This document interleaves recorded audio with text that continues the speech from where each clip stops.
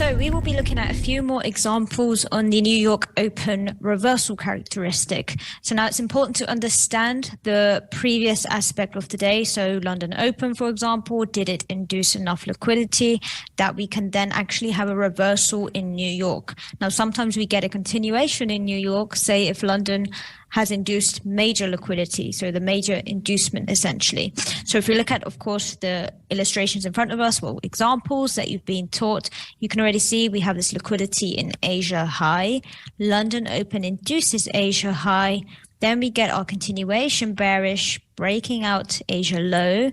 And then, of course, there's fractal liquidity here in the form of this equal lows type of trendline stuff. And then, of course, we have a mitigation here to the left. Now, we're not always going to have a mitigation to the left. Sometimes what will happen is if we don't have a mitigation, we simply have our inducement of this relevant liquidity over here. And we have, of course, the perfect vector candles that then help us understand the inducement characteristics where price can then continue bullish. Now, we do have other confluences, of course, how you can enter trades like here. Of course, we will be taught that in week 3.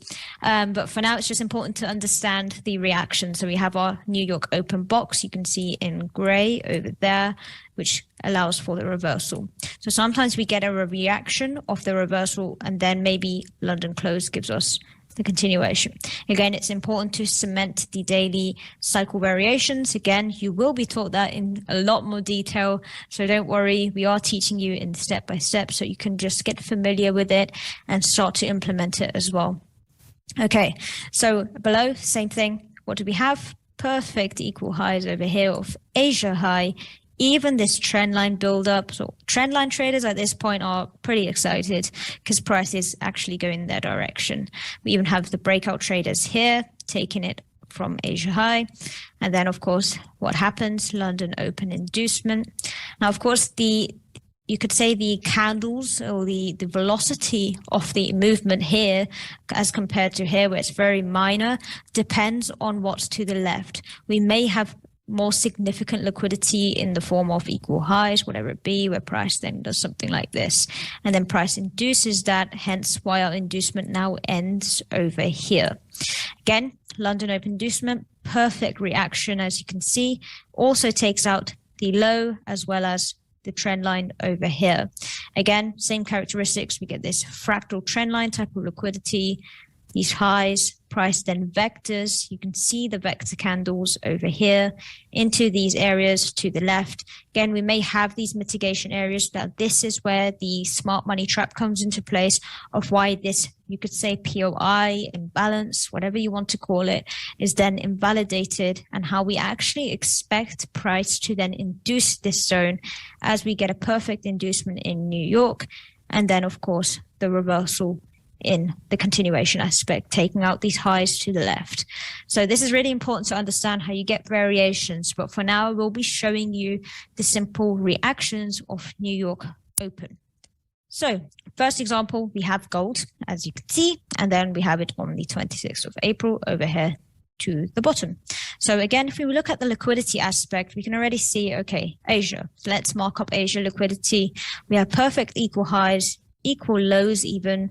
We even have these even more perfect equal lows at, of course, Asia low. So again, everything's fractal. So you're having two sets of equal lows, this trend line type of stuff over here. Again, we can continuously mark it where it's very fractal, but it's important to mark relevant liquidity. We also have smart money trap over here. Again, you will be told that in more detail. But yes, of course, going forwards, what happens? We, of course, get our London and Open inducement low over here. And then, of course, we get, of course, equal lows here being induced. And then price, of course, now has a relevant inducement of liquidity to the left.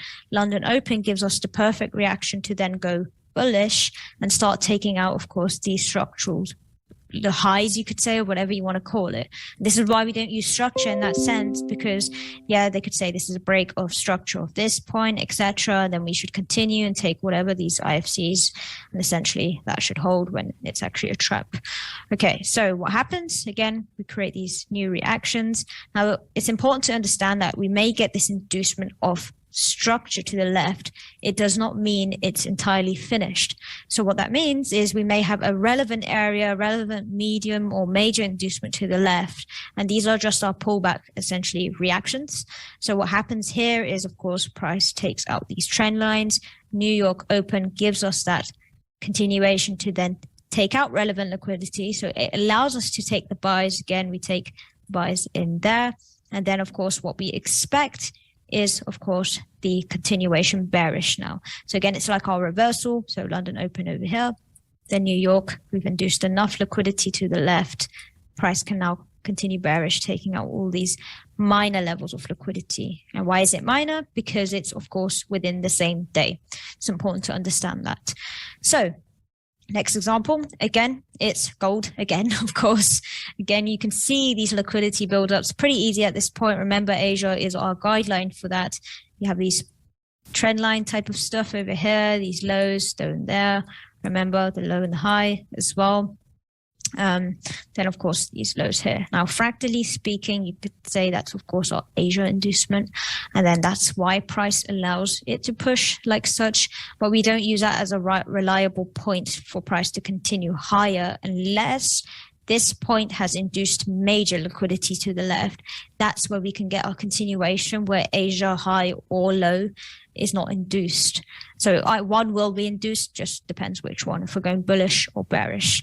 So what happens? Price induces high. Again, this is more so in Frankfurt. London Open then allows us to take the continuation.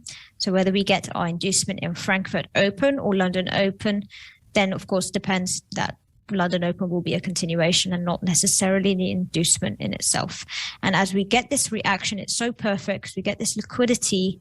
Price induces high one last time for these confused sellers over here. Of course, buyers also trying to get in. They get induced from these perfect candles over here. Then we start taking out all of this liquidity to the left, including the low, the trend lines over here as well. Of course, we get traps too. Again, these are key. A lot of you may get familiar with this as the smart money concepts are like a more new trend as opposed to maybe trend lines, and how you can avoid taking losses with zones like such or random POIs over here. That's a really nice smart money trap because it actually gives a nice reaction. Of course, in our eyes, it's liquidity essentially. So what happens? Price now vectors really clean over here. However, again, doesn't always complete. So this is where we get the vectors. Price also creates this really nice buildup. And then we get our last vector over here, which is relevant to what's happened to the left. Then we can take our mitigations essentially in New York, of course. However, again, it's important to understand the reversal and continuation aspect. So in the beginning of New York Open, we get the reversal, taking out this relevant area of liquidity now. So we've taken out quite a bit of liquidity here. Price can now, of course, then continue bearish. As you can see, relevant liquidity is taken. You take that mitigation there. So these are really nice trades where you can hedge, but we hedge with the confluences as an addition, of course. So next example, we have, of course, Euro JPY. Now here it's pretty evident the liquidity buildup. You can see in the form of this trend line, not the straightest trend line that I drew. I'm not good at drawing. Of course, equal lows even there, below here. Again, same fractal idea, liquidity, vector candles to induce, and hence why we get this slow choppy reaction. It's important to understand, of course, Asia is our guideline. We're just seeing the same cycle play again and again and again. Again, we have equal lows over there. What happens? Price doesn't quite induce Asia high. Now, it might be tricky to see, so I will, of course, remove that. So it doesn't quite induce Asia high. However, it does induce all of these areas of liquidity to the left in London Open, hence why we get this pullback over here. However, again, when we look to the left, we have more relevant areas of liquidity, hence why price then continues bearish, makes these reactions like such. And then what happens? It induces low to a relevant area to the left. Could be a smart money trap, and it could be, of course, typical liquidity as we see. Price then shoots bullish. What does that do? takes out Asia high, as well as being equal highs, as well as the seller's liquidity that I think price will then continue bearish like forever, you could say. And then what happens? We've induced enough liquidity to the left. Remember, minor inducement to the left. However, it's going to be a medium or major inducement. So we've had our medium inducement to the left over here in New York. Again, we get these perfect fractal buildups like such over here. What happens? Price continues bearish, takes out these sellers. Of course, the buyers were taken out from the inducement itself. We take these relevant areas again with confluences we have, and then price takes out the medium inducement as it's in current day price action. And that's important to understand because we will teach you again how to avoid traps like such, where you may see this zone as a POI to then take because, you know, this is our break off structure to the left, essentially speaking. So this is why it's important we don't trade structure in the way people see it. However, we use relevant market structure as you were taught in the basic master map on week 1.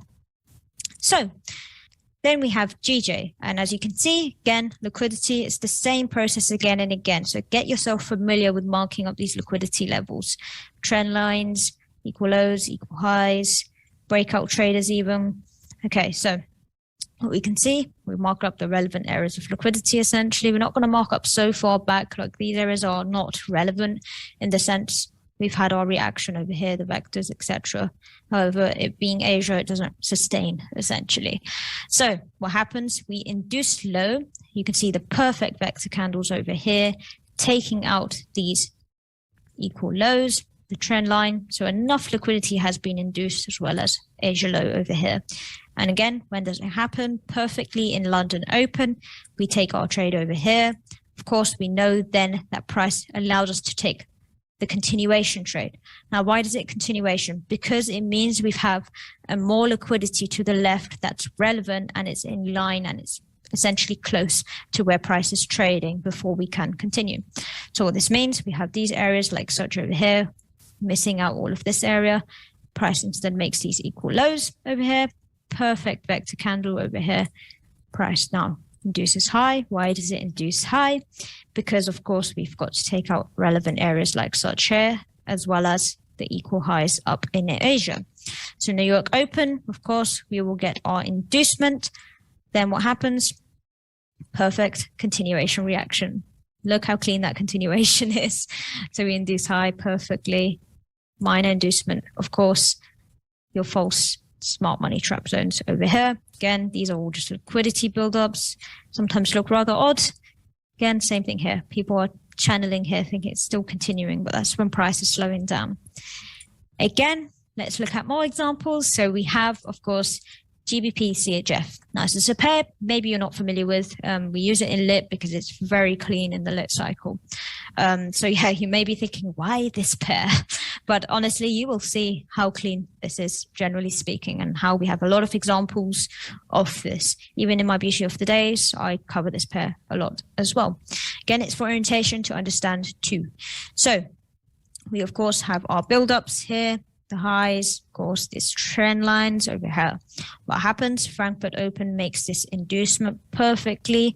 Get the perfect vector candles over here. Perfect fractal highs over here.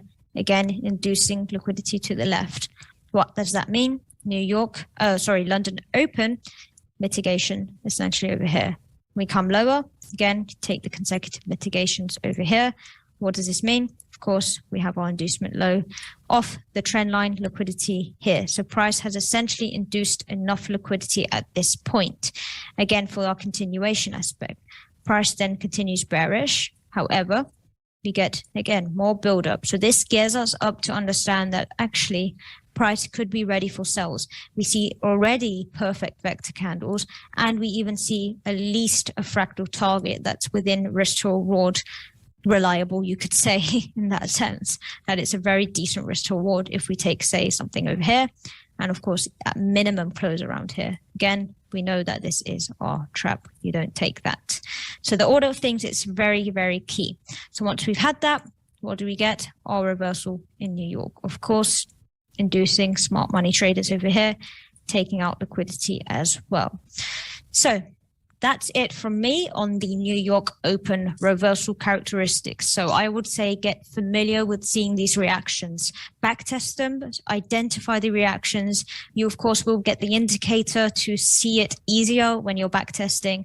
For now, just mark it up or look at it, identify these liquidity points and the reversal characteristics. If it's not a reversal and it's a continuation, understand why. Remember, understanding the inducement aspect, which type of inducement it was, as well as the liquidity aspect of targets, essentially, will help you understand why New York can be a reversal, or it could simply be a continuation when there's, of course, liquidity to the left that needs to be taken out. Of course, I would recommend saving these, take screenshots, of course, on your own charts, so you have a good backlog of trades to look at. So thank you very much, and I hope you enjoyed that.